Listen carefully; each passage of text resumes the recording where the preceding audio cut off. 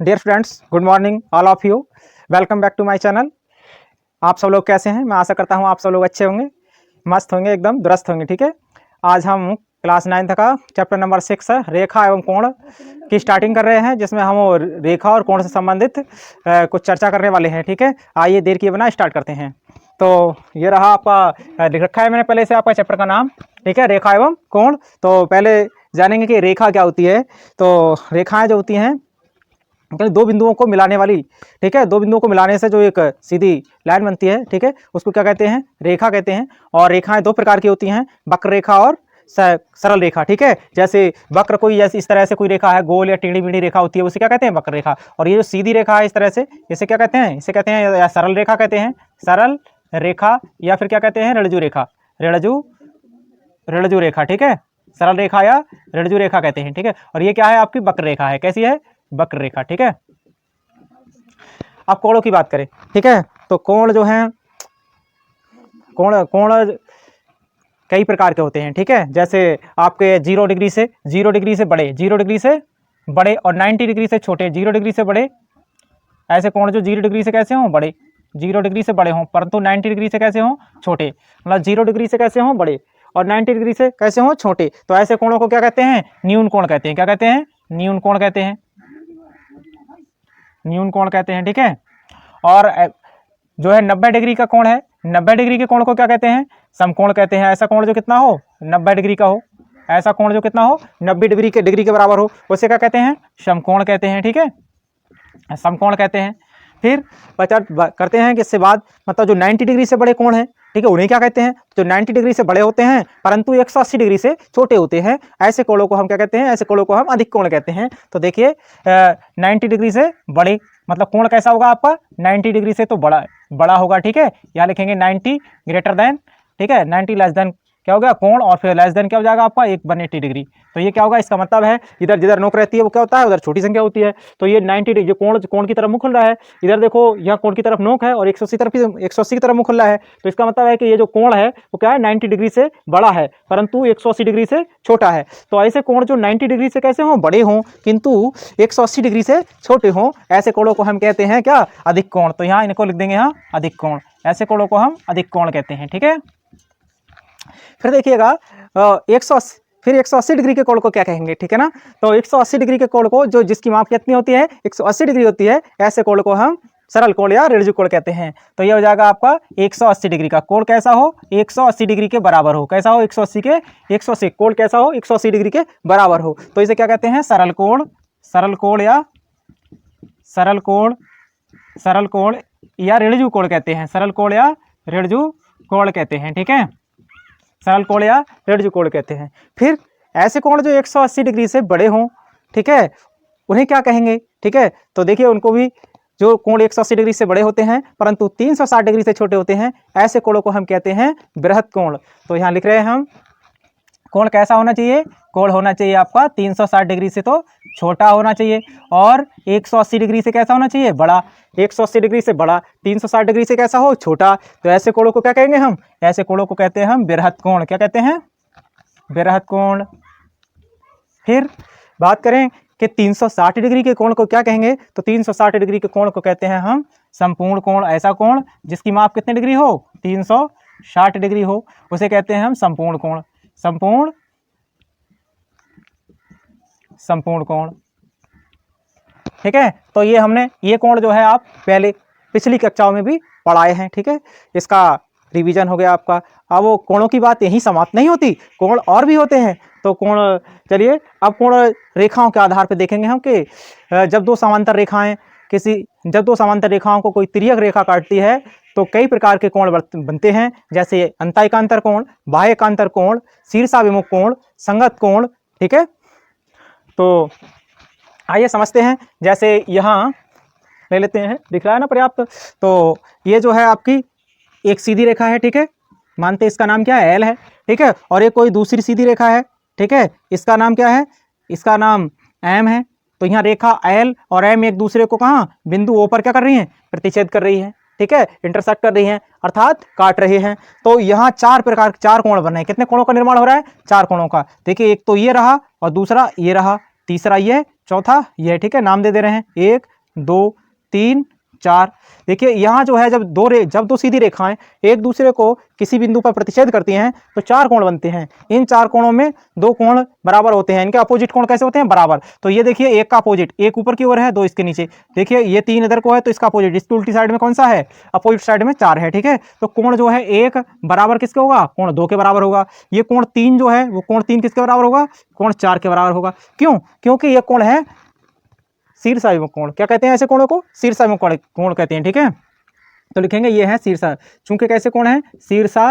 शीर्षाभिमुख कोण,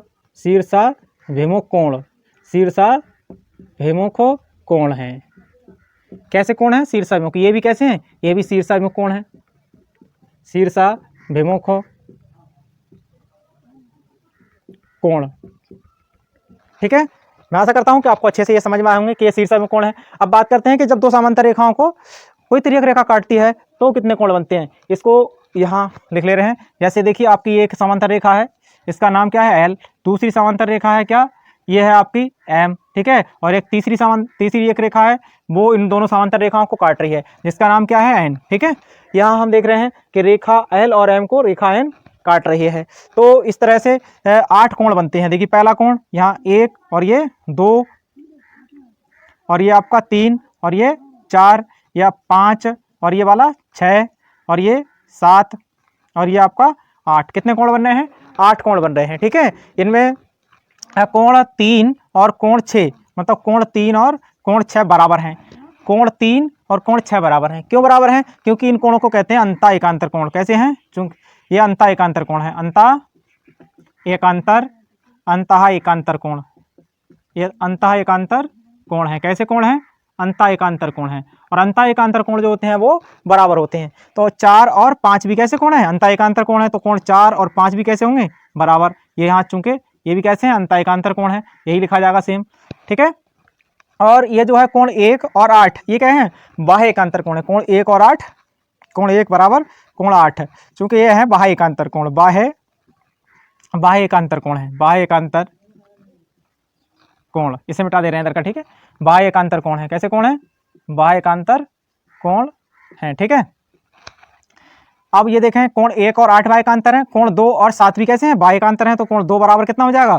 कोण 7 हो जाएगा, चूंकि ये भी कैसे हैं? बाह्य एकांतर हैं, ठीक है। यही आ जाएगा सेम यहाँ। अब बात करें किसकी? कोण 1 की, कोण 1 की और 6 की। तो कोण 1 और 6, कोण 1 बराबर क्या होगा? कोण 1 बराबर कोण 6 होगा, क्योंकि ये कैसे कोण है? संगत कोण है। इन कोणों को संगत कोण कहते हैं। संगत कोण 1 और 6 संगत कोण है। और संगत कोण भी कैसे होते हैं? बराबर होते हैं। 1 और 6 संगत हैं। फिर नीचे देखो ये दोनों लाइन के ऊपर बनना है, ये एक भी लाइन के ऊपर बनना है रेखा L के ऊपर, और ये कहाँ देखिए 6 है वो रेखा M के ऊपर बनना है। अब नीचे वाली बात करें तो L के नीचे बनना है 4, M के नीचे कितना बनना है? 7, ठीक है। और तिर्यक रेखा के एक ही ओर ये जो रेखा काट रही है इसको क्या कहते हैं? तिर्यक रेखा कहते हैं। क्या कहते हैं? तिर्यक रेखा, क्योंकि इन दोनों रेखाओं को क्या कर रही है? काट रही है। और ये जो दोनों हैं L और M कैसी हैं? समांतर हैं। L समांतर है, रेखा L समांतर है रेखा M के, ठीक है। रेखा M के मतलब रेखा L और M कैसी हैं? समांतर रेखाएं हैं, ठीक है। तो ये जो है आपका कोण है कौन सा? 1 और 6 कैसे हो गए? बाह्य संगत कोण, ठीक है। और यहाँ 4 और 7 भी कैसे हैं? कोण 4 और 7 दोनों बराबर होंगे, क्योंकि चूंकि ये भी कैसे हैं? संगत कोण है, ये भी कैसे हैं? संगत कोण है। फिर बात करें क्या? बात करें 2 की और 5 की। तो 2 और 5, कोण 2 और 5 भी कैसे होंगे? बराबर। कोण 2 और 5 भी कैसे होंगे? बराबर होंगे। क्यों बराबर होंगे? क्योंकि ये भी कैसे हैं? संगत कोण है, ये भी संगत कोण है। यहाँ भी यही लिखा जाएगा, चूंकि कैसे हैं? संगत कोण है। अब वो इसके बाद कोण 3 और 8 भी कैसे हैं? संगत कोण है। कोण 3 बराबर कोण 8, यहाँ भी लिखेंगे, चूंकि कैसे हैं? संगत कोण। कैसे हैं? संगत कोण है, ये भी संगत कोण है, ठीक है। और वो क्या हो गया? हमारे 4 ही बन गए। कोण 1 और 6 संगत हैं, 4 और 7 संगत हैं, 2 और 5 संगत हैं, 3 और 8 संगत हैं, ठीक है। अब बात करें कि शीर्षाभिमुख कोणों की। तो कोण 1 और 3 कैसे हैं? शीर्षाभिमुख हैं। 2 और 4 शीर्षाभिमुख हैं। यहाँ लिख सकते हैं कोण 1 बराबर कोण 1 बराबर 3, कोण 1 बराबर 3 यहाँ लिखेंगे, चूंकि शीर्षाभिमुख है कोण है। कैसे हैं? शीर्षाभिमुख कोण है, ये शीर्षाभिमुख कोण है। ठीक है। अब आप अगला आपका है कि 1 और 3 शीर्षाभिमुख हैं, 2 और 4, तो यहाँ कोण 2 बराबर कितना हो जाएगा, कोण 2 बराबर 4 हो जाएगा, क्योंकि ये भी कैसे हैं, ये भी शीर्षाभिमुख कोण है, ठीक है। तो यही सेम बात आ जाएगी, यहाँ लिख जाएगी इसमें। फिर ये रहा आपका कोण 5 और 7, कोण 5 और 7 भी कैसे हैं, शीर्षाभिमुख कोण है। कोण 5 बराबर कितना हो जाएगा, कोण 7, यहाँ भी यही बात लिख देंगे सामने, चूंकि कैसे कोण है, शीर्षाभिमुख कोण है। और कोण आपका 6 और 8, कोण 6 और 8 भी कैसे हैं, 6 बराबर क्या हो जाएगा 8, ये भी है शीर्षाभिमुख कोण, चूंकि शीर्षाभिमुख कोण है, ठीक है। आ रहा है ना समझ में। अब इसके बाद हमारे क्या हो गए, अंतःएकांतर हो गए, बाह्यकांतर हो गए, और ये आपके हो गए संगत कोण हो गए, शीर्षाभिमुख कोण हो गए। अब करें रैखिक कोण। तो देखिए ये जो रेखा है, ये एल और एम कैसी है, समांतर रेखा है, और एन एक तिर्यक रेखा है। तो समांतर रेखाओं के बीच और तिर्यक रेखा के एक ही ओर बने कोणों रैखिक कोण कहलाते हैं। मतलब समांतर रेखाओं के बीच, देखिए ये इसके नीचे, इसके इधर, इन दोनों के बीच में, इन दोनों के बीच में तिर्यक रेखा के एक ही तरफ, तो तिर्यक रेखा के एक ही तरफ मानते हैं, देखो इनके दाईं तरफ कौन सा बनना है, 4 और 6, और रेखा दाईं के तिर्यक रेखा के बाईं तरफ कौन बनना है, 3 और 5, और ये दोनों समांतर रेखाओं के कैसे बनना है, अंदर बनने हैं। तो ये कोण 3 और 5 कैसे हो गए, रैखिक कोण हो गए। इधर 4 और 5 भी कैसे हो गए, रैखिक कोण हो गए। रैखिक कोण जो होते हैं वो बराबर नहीं होते हैं, इनका योग कितना होता है, 180 डिग्री होता है, ठीक है। तो आइए इन्हें लिख लेते हैं। यहाँ हो जाएगा आपका कि कोण 3 + 5, कोण 3 + कोण 5 बराबर कितना हो जाएगा, 180 डिग्री। चूंकि ये कैसे हैं, चूंकि ये रैखिक युग्म कोण है, रैखिक युग्म कोण है, रैखिक युग्म कोण ये है आपके रैखिक युग्म कोण, ठीक है। अब आपका रहा ये कोण 4 और 6, ये इनका योग भी कितना होगा, 180, कोण 4 + कोण 6 बराबर 180 डिग्री। चूंकि ये भी कैसे हैं, ये भी रैखिक युग्म कोण है, रैखिक युग्म कोण है, ये भी रैखिक युग्म कोण है, ठीक है। अब ये देखें तो कोण 1 और 2 भी रैखिक युग्म कोण है, क्योंकि ये सरल रेखा पर बन रहे हैं, ठीक है। तो 1 और 2 का योग भी कितना होगा, 180, और ये 2 और 3 का योग भी कितना होगा, 180, क्योंकि 2 और 3 भी रैखिक युग्म कोण है। 1 और 4 भी रैखिक युग्म कोण है, क्योंकि 1 और 4 का योग भी कितना होगा, 180। पता है कैसे, क्योंकि ये देखिए इस तरह से देख रहे हैं, तो ये रेखा है, यहाँ मानते हैं ये क्या है हमारी, ये रेखा एन है, ठीक है, और ये वाली कौन सी है, एल है। अब वो मानते हैं ये 2 रेखा होती हैं केवल, तो ये क्या है, रेखा एल और एन, ये हमने 2 रेखाएं ले ली हैं। तो कोण की 1 बनना है यहाँ, और कोण 4 बनना है आपका यहाँ, कोण 2 बनना है यहाँ, और 3 इधर बनना है, ठीक है। अब देखिए कि एक सीधी रेखा पर बना कोण, एक सीधी रेखा पर बना कोण कितने डिग्री का होता है, 180 डिग्री का। कितने डिग्री का होता है, 180 डिग्री का। अब इस कोण को अगर आप 2 भागों में बांट देंगे, तो इन दोनों कोण अगर ये बन गया, मानते हैं ये एक्स है, इधर वाला क्या है, इधर वाला वाई है, ठीक है। तो इन दोनों एक्स और वाई का जोड़ कितना हो जाएगा, 180 अंश हो जाएगा, ठीक है। एक्स और वाई, एक्स + वाई बराबर कितना हो जाएगा, 180 डिग्री। और ये एक्स और वाई कैसे कहलाएंगे, रैखिक युग्म कोण कहलाएंगे। इसी तरह से यहाँ 1 और 4 कैसे हैं, ये रेखा एन के एक ही तरफ बनने हैं, ठीक है। और एक तरफ रेखा, किसी रेखा के एक बिंदु पर, किसी रेखा के एक ही ओर एक बिंदु पर बने कोणों का योग 180 डिग्री होता है, और इन्हें रैखिक युग्म कोण कहते हैं। इसी तरह से 2 और 3 रैखिक युग्म हो जाएंगे, इनका भी जोड़ कितना हो जाएगा आपका, 180 डिग्री। 3 और 4 का योग कितना हो जाएगा आपका, 180 डिग्री। क्यों हो जाएगा, क्योंकि ये रैखिक युग्म कोण है। मैं आशा करता हूं कि आपकी समझ में अच्छे से आ गया होगा, ठीक है। अगर आपको एक बार समझ में ना आए तो इस वीडियो को दोबारा, ठीक है, बार देख सकते हैं, ठीक है, जिससे जब तक आपको समझ में ना आए। वैसे तो काफ़ी मैंने अपनी नज़र में तो को अच्छे से समझा है, और आपके ऊपर डिपेंड करता है कि आप इसको कैसे समझते हैं, ठीक है। आज के लेक्चर में इतना ही। Thank you.